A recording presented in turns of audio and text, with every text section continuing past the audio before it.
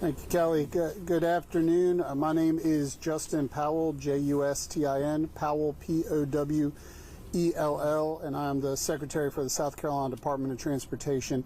I got several folks up here, Deputy Secretary for Engineering Rob Perry, Chief Engineer for Operations Andy Leapart, and then several folks from our Richland maintenance team that are working round the clock right now, getting ready for the storm. We'll be responding afterwards. Charles Kraft, Steve Altman, Jody Britt, and Andy Rowe. So these folks will be up here. Hopefully we can answer all your questions that we have. So obviously we have begun operations, have been continuing operations from Winter Storm Fern. Those were starting to ramp down earlier this week, but we saw the forecast indicating that we are going to have potentially another round of winter weather from Winter Storm Gianna, starting Friday night, going in through Saturday and into Sunday. This is going to be a different storm. So Winter Storm Fern was something that we had to work for. It was forecast to be an ice event, predominantly in the upstate. What we are seeing is the forecast that we are seeing coming out of the National Weather Service and other forecasters is that this could be a significant snow event, particularly here in the Midlands, around the Charlotte metropolitan area, in the PD, as well as into the upstate. So it has the potential to be a statewide snow event that we will be ready to respond and be active in helping getting South Carolina moving again. So what we do anticipate is that travel conditions, if we do see that type of snow falling, would become dangerous and hazardous with those type of snow accumulations falling on our roadways, particularly if we see several inches of snow in those areas. So let me tell you what DOT is doing right now.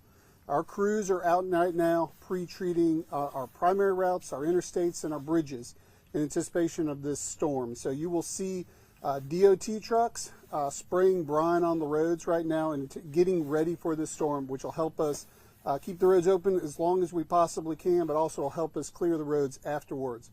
Tomorrow we are prepared to go into 24-hour operations, and we will be in 24-hour operations through the duration of the event.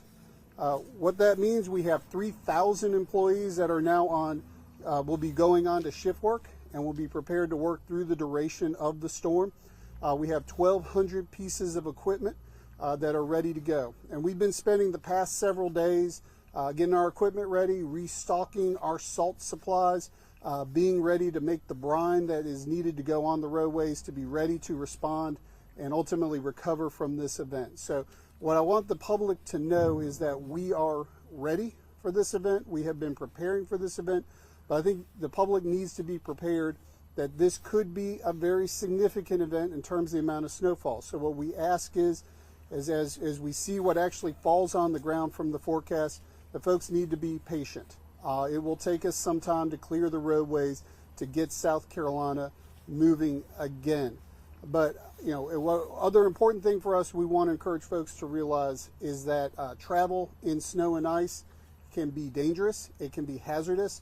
Well, we encourage, once the snow starts to fall, we encourage people to stay home and to avoid travel at all costs. But if they have to travel, travel with some common sense and caution.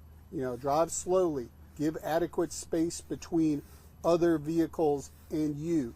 And certainly be prepared for the possibility that you might get stuck in snow. So having a snow emergency kit, and there's a lot of resources out there from the state's emergency management division on how to be winter storm ready. But what I want everybody to be confident in knowing is that we are prepared.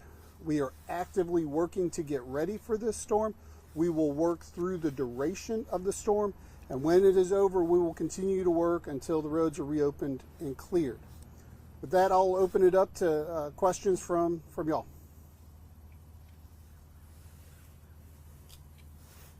Hi, are there any specific roadways in Richland County that people should be mindful of that might take the longest when it comes to this weather? So let me just kind of talk about our order of not only how we pre-treat, but then when we actually start clearing the roadways. We'll be focused first on our interstates. So that'll be I-20, I-26, I-77. Those will be the first priority, and then we'll start moving into what we call our primary routes. So the US 1s, the US 378s, focusing on those first. The last of what we will treat will be those secondary roads, those neighborhood streets. So we focus on where the traffic is, but we focus on those highest priority routes first. Secretary, we have some viewers from the Low Country and PD region tuned in as well. Do you mind giving us some examples of those primary routes? Sure, definitely in the Charleston area, the focus will be on I-26, I-526, the Ravenel Bridge, Highway 17. Those are going to be our priorities there. Similarly, in the Myrtle Beach metropolitan area, we're going to be focused on US 501, SC22, SC31, those kind of major east-west, north-south arteries in those communities. We had a few instances here in the Midlands with particularly the on-ramps, off-ramps in this past storm this past weekend. Are going to be paying any special attention to those? You know, we'll be focusing first on getting the interstates open and then working on those off-ramps. So we're going to be focused on mainline traffic first. So what we encourage the public to do is to be very cautious when they're getting on and off the roadways. Recognize there will be snow and ice on the roadways, to be cautious and to safe. It's going to take us time to get things reopened across the state. Hi, how much time do you think it'll take you to get the highways back open after the snow stops falling? You know, if I could predict how much snow would fall, I would tell you I probably wouldn't be in the business that we're in right now. So what I would say is really will depend upon how much actually falls, where it falls, and the time it takes. So I would say is what we will be focused on is getting out there immediately, working through our priorities and addressing it. But until we actually see what falls on the ground, it's hard for us to say exact timelines. And for plows, how many plows do you guys have, and how many inches of snow do you guys need to actually have to be able to plow snow on the roads? I mean, we can plow if it's an inch or 5 inches on the roadways. We have about 1,200 pieces of equipment, and that's in plows, that's in spreaders, in terms of brine trucks. So we will be basically deploying every piece of equipment that we can put out to use. We'll be putting it out on the roadways. You know, even that motor grader out there might be put into service as well for us. Do you have a threshold for canceling flights? You know, how much snow needs to fall before you start doing that? So we don't have aviation, so I would have to defer to the airports. When do you guys start spreading the brine on the roads? So that started this morning, so we're already out there. So what I would encourage people is you're going to see our brine trucks, particularly on our interstates and on major highways across the state. You know, encourage you all to give space to them so you don't get sprayed in the process, but also allow us to do our operations safely and protect the employees. You know, we've got 3,000 employees that have been working round the clock for this one. Will be the third storm weekend that they've worked a storm. So they are working hard on behalf of the people of South Carolina. And Sarah, are there any tips that you could give to viewers as far as how to prepare their vehicles maybe while being on these roadways if they do have to, you know, travel? I mean, obviously, you know, check your fuel, check your tires, make sure that you have equipment for de-icing, a scraper, things like that. One thing I would encourage folks to do is we have our 511 SC app. You can find that on the Google as well as the Apple stores. That gives you real-time traffic information on what's going on across the state. It also has the traffic cameras, so you can rely upon that and have a lot of information at your hands. Secretary, from ABC 15, can you speak a little bit to how SCDOT makes the decision to close roads in a winter storm event? You know, it's going to be based on what's actually on the ground at that point in time. What we're going to be focused on is trying to maintain those major routes as long as we possibly can. And now, what are you guys doing to keep yourselves safe while you guys are out there doing that work? You know, we do a safety talk every time we get our folks out there. We're making sure that they have the right equipment, making sure that folks have been trained. This is not the first rodeo for these operators in terms of being out in winter weather. These folks are professionals and been able to go through this before. And so, but what I would encourage though is the public to make sure if you see a plow out on the road, if you see a brine truck out on the road, give us space. Let us have the room to do the work that we need to do to get the traveling public safe and secure for themselves. What's the biggest difference in preparation from last week to this week? We're talking ice to snow. What would be the biggest difference? So I think the biggest difference, obviously, we were doing a lot of the same paces that we did on this event in terms of pre-treating the roads, having folks ready to go.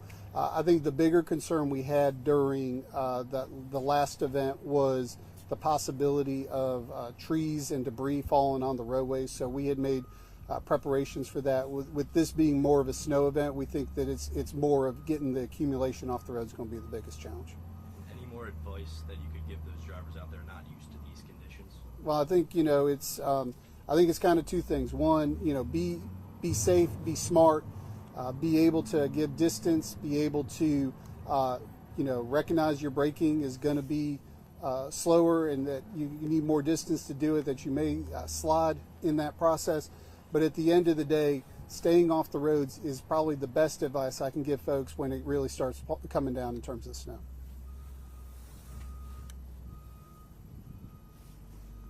Once a road has been treated, approximately how long is it considered, working the brine? I mean, this is a slow-moving storm. Are roads going to have to be retreated? Or? I would anticipate that we're going to be making multiple passes in terms of applying multiple layers of brine through things. Again, it's going to depend on what actually falls, but what we will do is we'll keep at it, again, working our priority of the interstates, primary routes, and then getting into the secondary system from there. One last question from the live stream is how we work together at SCDOT with local governments during a storm. Sure. So, no, we take a lot of pride in South Carolina, being Team South Carolina, so we work closely with our partners at the Highway Patrol, National Guard. All of us are going to have Emergency Management Division, all have a role and a part to play in it. We have relationships and agreements with local governments, so oftentimes they will step up and assist us and vice versa in terms of sharing brine and supplies, but also plowing roads together. What would be the biggest operational challenge here in South Carolina to prepare for these weather events? I mean, I think it's, we're in South Carolina, folks come here for the weather, not necessarily for snow and ice. But so, it's not something we deal with normally. We do have the infrastructure to deal with it, but we're not Buffalo, New York in terms of what we have to deal. So we'll be ready to deal with it. Our folks are experienced and prepared, but know that it's going to take a snowfall potentially in the multiple inches, 6-7 inches is going to take us a little bit of time to work through.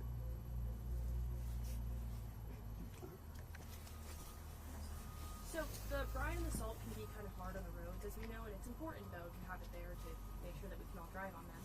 But with so many multiple storms back to back, are you worried about the condition or the impact that this will have on the roads? I think my biggest concern is making sure that the people of South Carolina are safe, and so we'll apply what we need to do to make sure that the traveling public is safe. Okay, I think that's all the questions I've got from the live stream, and are we closed out here? All right, thank you very much. All right, thank y'all. Appreciate y'all coming out.